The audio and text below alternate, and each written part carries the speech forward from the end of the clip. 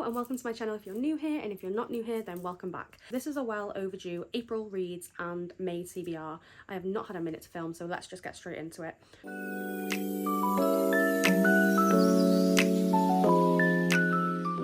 The first book that I read in April was a novella and it was called Uncommon by Rachel Rowan.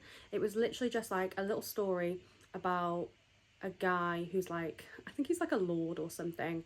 His family's very wealthy, and it's about a girl that is going to do a modelling job on his estate, his family's estate. His mum is badgering him, when you're going to meet someone, when you're going to settle down, this, that and the other. He's a bit of a lad's lad, bit of a bachelor, if you will. And obviously these two meet and he wants to change everything for her, and it's just like a cutesy little romance, and I just needed that like little romance filler type of palette cleanser. I just needed that. So that was the first book that I read in April. The second book that I read in April was our April book club read, and it was Reign of Shadows and Endings by Melissa K. Rowrich. This book, I really did not know how to feel about it. Like, at every twist and turn it was making me want to throw it at the wall, but also the plot was plotting and I just couldn't get enough. Like I needed to keep on reading. I absolutely loved it. I rated it 4 stars. I will be continuing the series, but I'm currently in the grasp of another series at the moment, which I will get onto next. So the 3rd, 4th, 5th, 6th and 7th books that I read in April were The Zodiac Academy and the first 5 books in that series. I have been in a chokehold with this series since literally beginning of April. I finished Reign of Shadows and Endings, I think it was on the 6th of April, and I read the first 5 books of the Zodiac Academy. I think it took me to about the 20th of April or something like that, and I'm just absolutely loving it. I am going to do a full video on my thoughts and feelings of the series this far, but it's got banter, it's got enemies to lovers, it's got slow burn, it's got trauma, tragedy. There's a bully trope in there, so I don't know if everyone's going to like that. It is only most predominant in the first book, but it does continue a little bit in the second book, I think, yeah. But yeah, it's got so many tropes in there. The world is so vast. There's so many characters. There's so many side characters, but the way that they're brought into the story makes it like not confusing at all, and the plot is just so expansive, but it's so good. I don't know if expansive's a word, I think I meant extensive. But it's so good. I'm absolutely loving it. There's so much to it, and I think that's what's like keeping me entertained. Like, I've seen a lot of people say that parts of the book could have been edited out. I'm so sorry, the sun's just got really bright and I'm like, oh, struggling to see. But I've seen people say that parts of the book could have been like edited out, they weren't really needed, things like that, but I just absolutely loved it.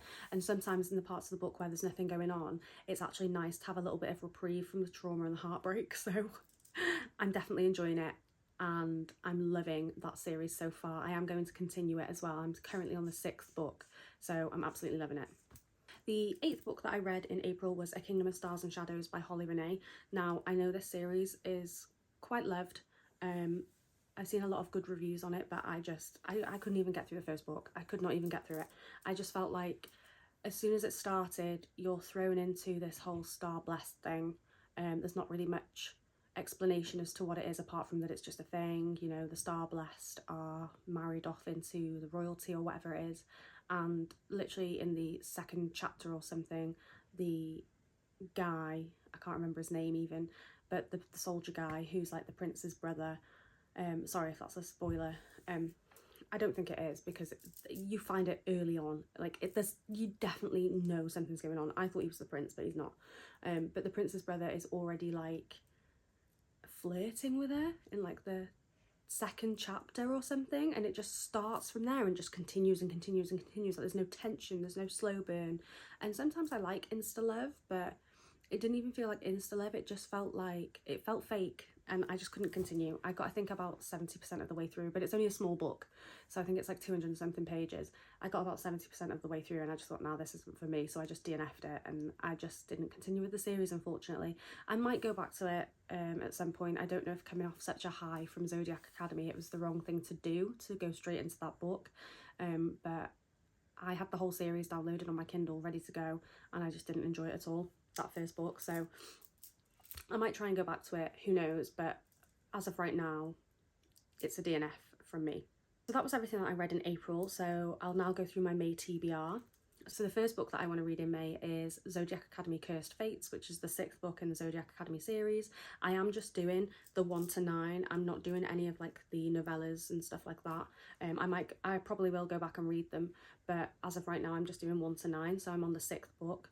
I've been reading that for about 2 weeks now, just because, you know, there's been a lot going on in my life, and I've got a lot of uni work and stuff like that. I have a little girl, so, you know, life's hectic. It is what it is. It's not an issue, but I'm still on the, yeah. Anyway, the second book I want to read in May is Zodiac Academy number 7. I don't know what that one's called. The first book I want to read in May is Zodiac Academy Fated Throne. I think I said Cursed Fates, but it's the Fated Throne. And the second book I want to read in May is the one after that. I can't remember what it's called. It's fine, but anyway, I'll insert pictures. It doesn't matter. But yeah, I want to read that one. I'm so excited to carry on my Zodiac Academy journey. But then after that, the third book I want to read in May, I'm going to take a little bit of a break from Zodiac Academy, and I think I want to read Diabound by Sable Sorensen. I have seen a lot of good reviews on this. It is quite a new book. I've seen mixed reviews. I've seen some people say they love it. I've seen some people say they hate it. So I'm just going to read it and see what I think. And the fourth book that I want to read in May is Heavenly Bodies by Imani Iru. This has been on my TBR every month for like the last 3 months.